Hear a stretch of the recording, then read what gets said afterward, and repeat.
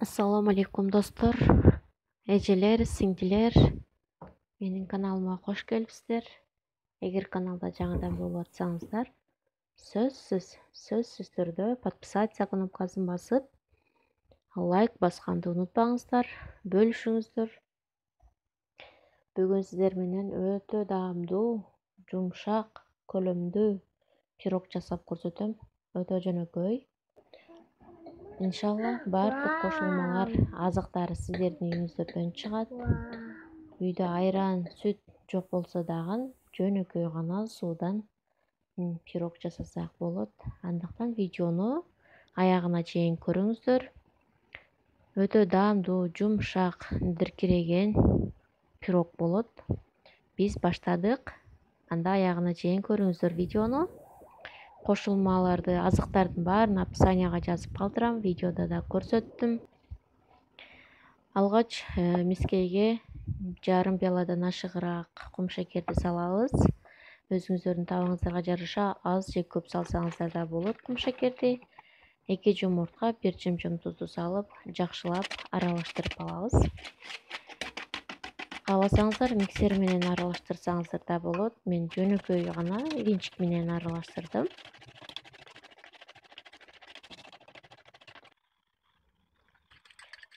Эми буга жарым пияладай суу-май кошобуз. Аш кашык менен өлчөгөндө 7-8 аш кашык болот.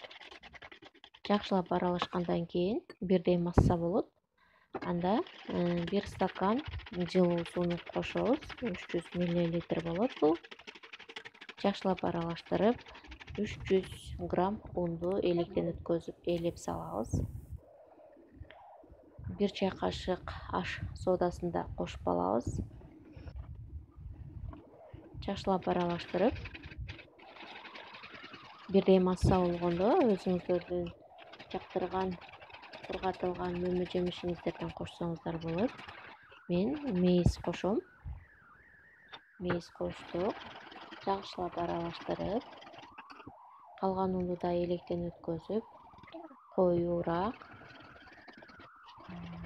камырды даярдагандан кийин 1,5 аш кашык уксузду куюп, жакшылап аралаштырып алабыз. Бул учурда алдын ала духовканы жандырып алабыз 180 градуска. 40 минутада даяр болот. Мына даяр болду ушундай камыр. Эми форманы жакшылап суу-май менен майлап, кагаз төшөп, 180 градуста 40 минутада бышырып алабыз. Мына бышып чыкты. Көлөмү 1 зубочисткага жетет. Кагаз да өтө жеңил, жабышпай чыгат.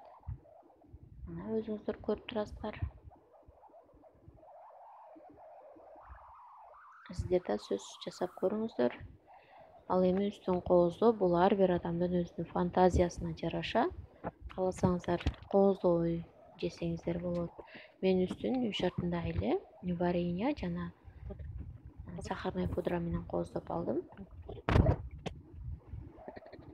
Мына кесилиши да өтө жеңил, жумшак көрүнүп турат.